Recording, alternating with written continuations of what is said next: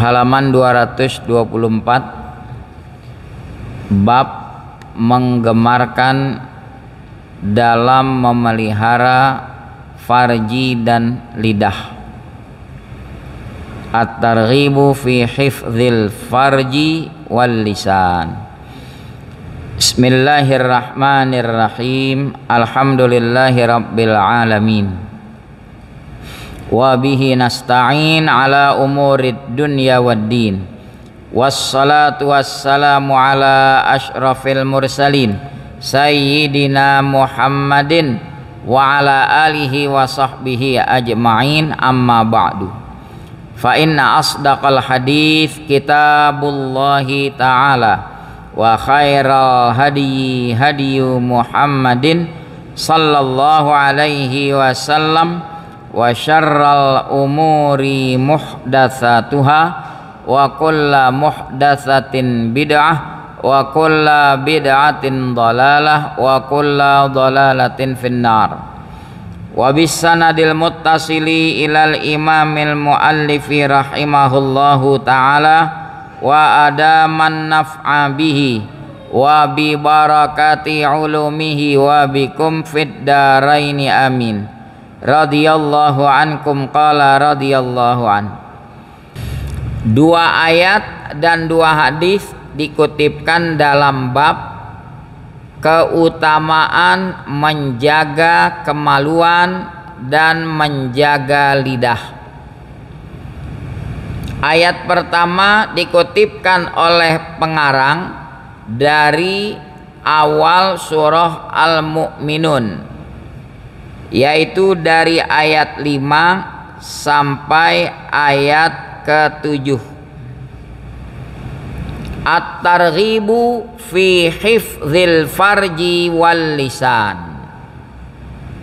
Perihal menggemarkan pada menjaga farji, menjaga kemaluan dan menjaga lidah.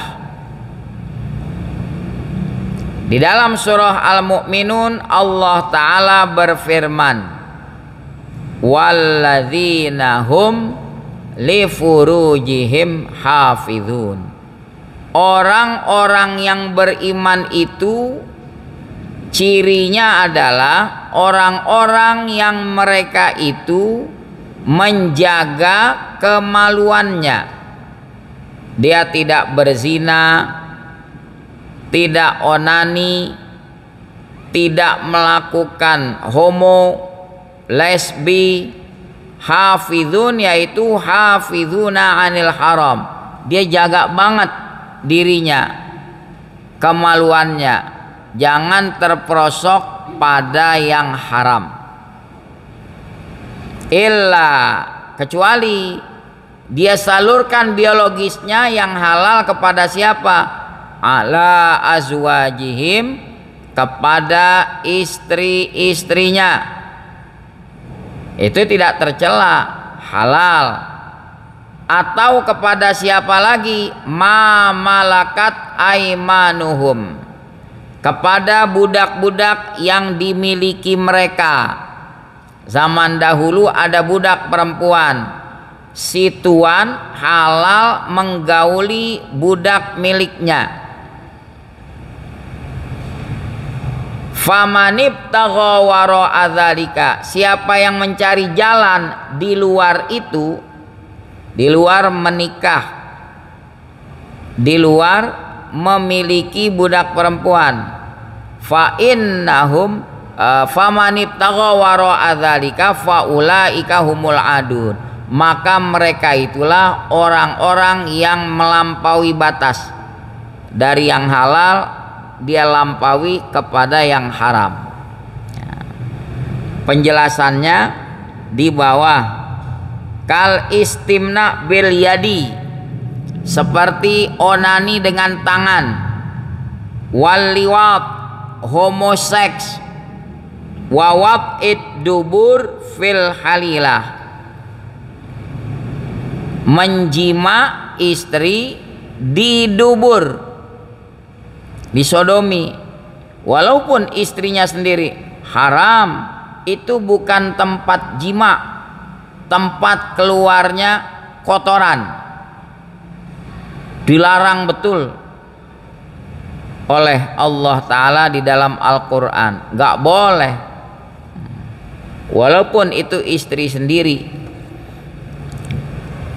Jadi yang dihalalkan jelas istri, halal digauli karena menikah, budak karena dimiliki. Si tuan punya budak perempuan, nggak apa-apa digauli, budak milik dia. Kalau zaman sekarang pembantu itu bukan budak, jangan dikias, ntar dia klonin lagi pembantu. Dia manusia merdeka, dia bekerja dengan kita, ada hak ada kewajiban, dia berhak kita gaji. Kewajiban dia membereskan rumah tangga kita. Jadi jangan disamakan pembantu rumah tangga dengan budak, beda tuh, beda jauh. Selanjutnya di ayat surah Qaf berbicara tentang jaga lidah. Ma yalfidhu min qaulin, kalimatnya nakirah, qaulin artinya ucapan apapun, tidaklah yang dilafazkan seseorang daripada sepatah kata, illa melainkan ladaihi di sisinya raqibun atid, ada yang mengawasi.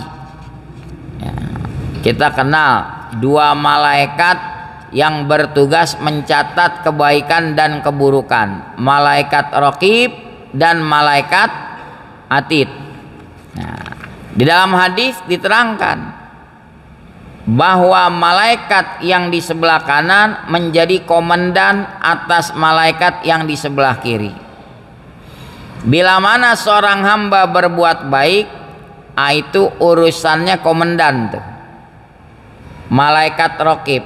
Dia mencatat satu kebaikan, dicatat bisa berganda sampai 10 kali lipat balasan.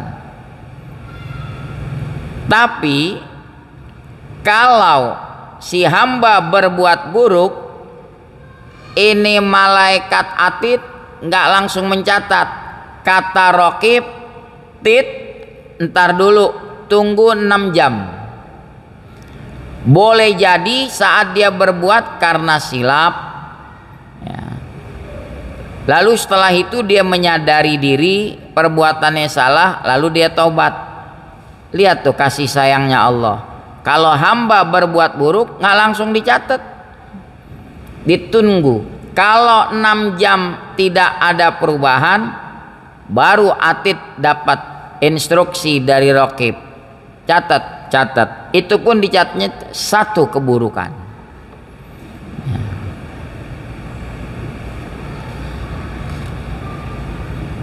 Harusnya kalau mau hitung-hitungan, kebaikan dilipat gandain, keburukan dilipat gandain, tapi tidak. Kalau keburukan itu pun dikasih tempo 6 jam. Kita lanjutkan. Hadis berkenaan dengan bab juga. An Abi Hurairah radhiyallahu anhu qala, dari Abi Hurairah radhiyallahu anhu berkata, sami'tu Rasulullah sallallahu alaihi wasallam yaqul, aku mendengar Rasulullah sallallahu alaihi wasallam bersabda, sab'atun, bermula ada 7 golongan, yudhilluhumullahu, yang kelak Allah akan naungi mereka, Allah bakal teduhi mereka, yauma la dhilla, di hari yang enggak ada teduhan, illa dhillu, kecuali cuma teduhan Allah saja. Orang-orang pada dibanjiri oleh keringatnya, matahari begitu dekat di atas kepala, ada yang kerendam keringatnya semata kaki, ada yang sedengkul, ada yang sepinggang, ada yang ke leher, ada yang kelelep. Nah, 7 golongan ini akan Allah naungi mereka. Ini kalimat 7 golongan bukan sebagai pembatasan cuma 7, karena di riwayat lain sampai 70 golongan ya. Maka dibilang li'annahu ruwiya al-idlalu lidzawi khisalin ukhara tablughus sab'in. Karena ada riwayat diteduhkan itu buat kelompok lain yang mencapai sampai 70 golongan. Jadi hadis di sini 7 golongan bukan sebagai pembatasan cuma 7, bukan. Ada hadis lain menyebutkan 3 golongan. Di hadis Abi Hurairah 7 golongan. Ada di riwayat lain mencapai sampai 70 golongan. Nah, kita balik yang 7 golongan ini. Siapakah itu? Pertama, al-imamul adil, pemimpin yang adil, pemimpin yang suka mengayomi rakyatnya, memberi keteduhan kepada rakyatnya. Rakyatnya tidak diintimidasi, merasa nyaman itu rakyat di bawah kepemimpinannya, maka dibalas oleh Allah di sana juga diberi keteduhan karena dia memberikan keteduhan kepada rakyat.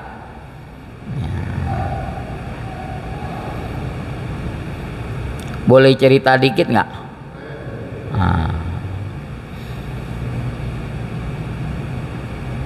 Jadi Ibnu Dinar dia ada di tepi laut. Ada seseorang di tepi laut lagi berdoa, "Hai manusia, jangan kau ikuti jejak burukku." Dihampiri itu oleh Ibnu Dinar. "Kenapa kau berkata begitu?" Mulai dia cerita, "Masa laluku saya ini seorang polisi.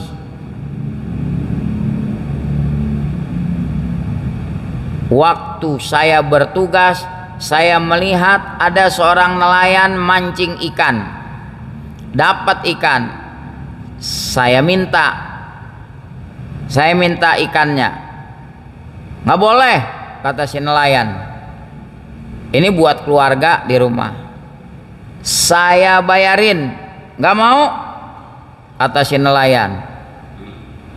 Lalu si polisi itu emosi, dipecut kepalanya nelayan pakai pecut, luka-luka. Kemudian ikannya dirampas. Tuh ikan masih hidup, dirampas. Ketika dia tenteng, ini ikan nyaplok jempolnya, pok. Dia kebingungan, dia buka kagak bisa. Sampai pulang ke rumah dia minta tolong sama keluarganya, buka. Dibetot dengan sekuat tenaga, keluarganya betot, copot juga, bengkak, luka-luka. Malamnya meriang, bengkak. Besok dia ke tabib, cari dokter, berobat. Dokter periksa, "Nih tampaknya bekas gigitan ikan." Kata si polisi, "Bener." Ya. Lalu dokter bilang, "Ini harus segera diamputasi. Kalau tidak, ini akan merembet ke pergelangan tangan terus." Dia udah nggak tahan ngebet, ya udah amputasi deh. Diamputasi jempolnya, plak. Dia pikir dengan buntung jempolnya udah selesai itu penyakit. Pulang sampai rumah makin menggigil malam hari. Aduh, nggak tahan, nggak bisa tidur. Besokannya balik ke dokter lagi. Dokter lihat kondisinya, ternyata sudah merembet sampai siku. Dokter bilang harus diamputasi, jangan sampai merembet. Amputasi kedua kali, nyampe mana? Siku, buntung udah. Dia nggak peduli buntung, yang penting ngebetnya hilang. Pulang malam hari bukan makin hilang atau ngebet, bertambah-tambah, gak bisa tidur. Datang lagi ke dokter, wah ini udah merembet nih, buntungin sampai lengan sini, udah nggak punya. Masih ngebet juga, bertambah-tambah. Orang-orang heran, kenapa sih penyakitmu begini? Ini bisa menjalar ke seluruh tubuh ini. Pasti ada masalah kamu. Dia bilang, iya sih, saya rampas ikan milik nelayan. Waktu itu dia belum pasang bambu di pantai, belum. Baru ngerampas ikan. Terus saya minta, ya, saya kan waktu itu punya pangkat, berkuasa. Saya minta kagak dikasih. Saya mau beli, kagak mau juga. Sewot saya. Saya pecut dia pakai cemeti kepalanya sampai luka. Orang-orang nasihatin, Anda salah sih, Anda salah gunakan jabatan Anda sewenang-wenang sama rakyat kecil nelayan. Cari tuh orang, minta redoknya. Hak orang main Anda rampas aja. Saking kepengen sembuh, jangan sampai tuh bengkak menjalar, dia cari ke pelosok-pelosok, ketemu. Ini si korban udah lupa, udah nggak ingat, tapi dia begitu nemu langsung bersimpuh, dia ciumin kakinya. Pak nelayan, saya minta maaf ya. Bangun, Bapak siapa? Bapak inget nggak? Dulu ada polisi ngerampas ikan Bapak selepas mancing. Terus dia minta, Bapak nggak kasih. Dia pengen beli, Bapak nggak kasih. Lalu dipecut. Dia baru ingat, orang palanya ada tandanya bekas dipecut. Oh iya. Jadi kenapa? Dia ceritain tuh, sayalah orangnya. Saya rampas ikan Bapak, tuh ikan ngegigit jempol saya, bengkak, diamputasi jempol, tambah bengkak sampai sikut diamputasi, tambah bengkak diamputasi sampai lengan. Inilah kondisi saya. Saya ngeri menjalar ke seluruh tubuh saya. Saya minta redoknya, maafin saya telah sewenang-wenang sama Bapak.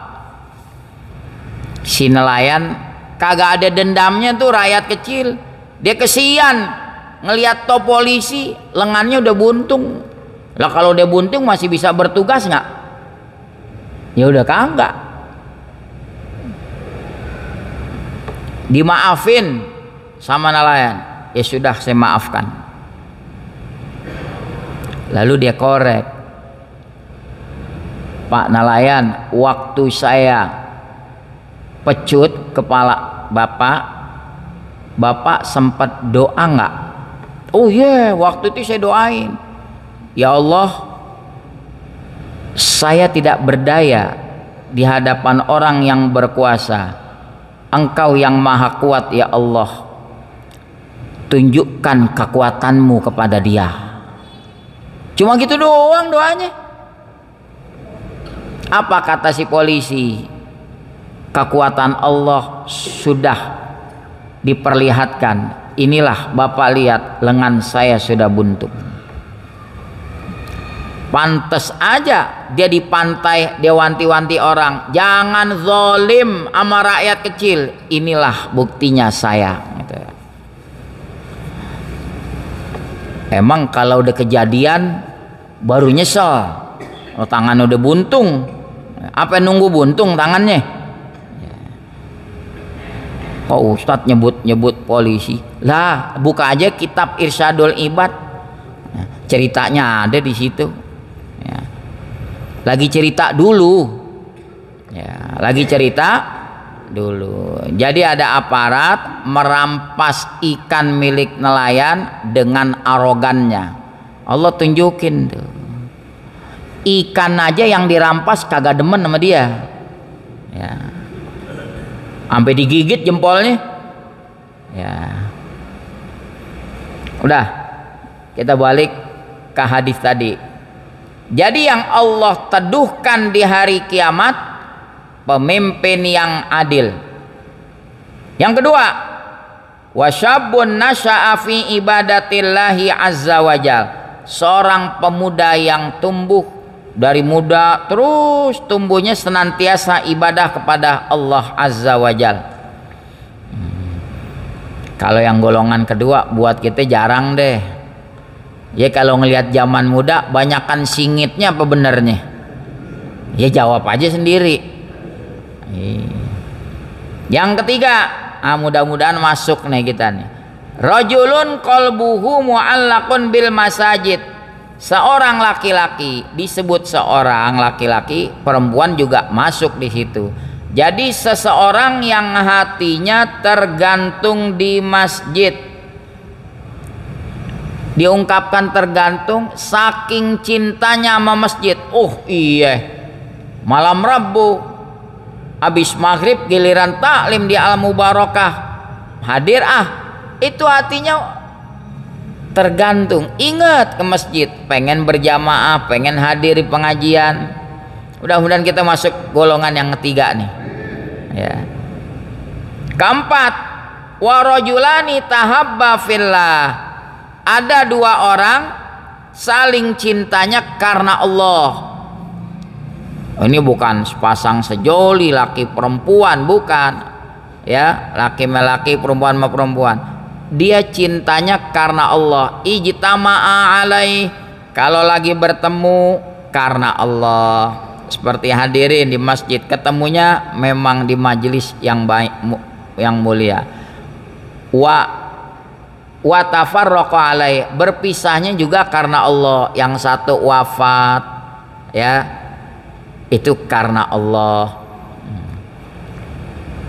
Jangan ketemunya, wah, nih sohib kita nih jabatannya udah basah nih, giliran sohibnya jatuh ditinggal, ya. Nggak begitu kalau ini karena Allah. Yang kelima, wa rajulun da'athum ra'atun dzatu mansibin wa jamalin, ada seorang laki-laki diajak berbuat zina oleh seorang wanita yang berkedudukan, cantik lagi, tajir, cakep, diajak berbuat zina. Faqala, laki-laki itu jawab, inni akhafullah, saya takut kepada Allah. Dalam kondisi begitu dia bisa menjaga diri, Allah pelihara dari sengatan matahari di hari kiamat. Keenam, orang yang sedekah. Rajulun tasaddaqa bi shadaqatin, kalimatnya an-nakira yadullu alal istighraq. Jadi sedekahnya mau banyak mau dikit, seorang yang bersedekah dengan satu sedekah, dia nggak umbar, kagak ria, fa'akhfaha, disembunyikan itu sedekah, jangankan orang lain, hatta la ta'lama shimaluhu, tangan kirinya aja kagak tahu, ma tunfiqu yaminuhu, yang disumbang oleh tangan kanannya, tangan kirinya aja kagak tahu, apalagi orang. Ya. nggak usah diunjuk-unjukin. Toh kalau bukan aneh yang bantu al mubarakah, AC-nya tuh tokennya kagak nyala-nyala tuh AC. Jangan begitu. Sebisa mungkin sembunyikan. Yang ketujuh, warajulun dzakarallaha khalian, seseorang yang ingat Allah dikala sendiri, fafadat ainahu, berlinang kedua matanya, menangis, mengingat masa lalu yang suram, dia menyesal. Ya Allah, lindungi saya ya Allah, bimbing saya ya Allah sampai akhir hayat. Masa lalu saya terlalu suram, banyak singitnya ya Allah zaman muda. Alhamdulillah kau telah buka pintu hatiku, aku mau ke masjid, mau menerima nasihat. Kita lanjut hadis yang terakhir. Wa an Sahli bin Sa'din As-Sa'idi radhiyallahu anhu qala, dari Sahal bin Sa'ad As-Sa'idi radhiyallahu anhu, dia berkata, qala Rasulullah sallallahu alaihi wasallam, bersabda Rasulullah sallallahu alaihi wasallam, Nabi tawarkan, man yadman li ma baina lahyaihi, siapa yang bisa menjaminkan untukku antara dua rahangnya, rahang atas, rahang bawah. Yang disebut antara dua rahang maksudnya lidah. Siapa yang bisa jaminkan untukku, dia jaga lidahnya. Wama baina rijlaihi, antara kedua kakinya, yang dimaksud kemaluannya kan adanya di antara dua kaki. Siapa yang bisa jaga lidahnya, jaga kemaluannya, Nabi kasih jaminan, abman lahul jannah, saya juga bakal jaminkan untuknya surga. Asal kita bisa menjaminkan buat Rasulullah, siap ya Rasulullah, lidah akan kami jaga, kemaluan kami juga akan kami jaga. Wallahu a'lamu bissawab, wa ilmuhu atam wala ilma lana illa ma. Bismillahirrahmanirrahim. Alhamdulillahi rabbil alamin, hamdan yuwafi ni'amahu wa yukafi'u mazidah. Ya Rabbana lakal hamdu kama yanbaghi li jalali wajhikal karimi wa azimi sultanik. Allahumma salli ala sayyidina Muhammad wa ala ali sayyidina Muhammad. Allahumma rzuqna fahman nabiyyin wa hifdzal mursalin wa ilhamal malaikatil muqarrabin ya arhamar rahimin. Wa aghnina bil ilmi wa zayyinna bil hilmi wa akrimna bit taqwa wa jammilna bil afiyah. Rabbana atina fid dunya hasanah wa fil akhirati hasanatan wa qina adzaban nar. Wa sallallahu ala sayyidina Muhammadin wa ala alihi wa sahbihi wa sallam walhamdulillahi rabbil alamin.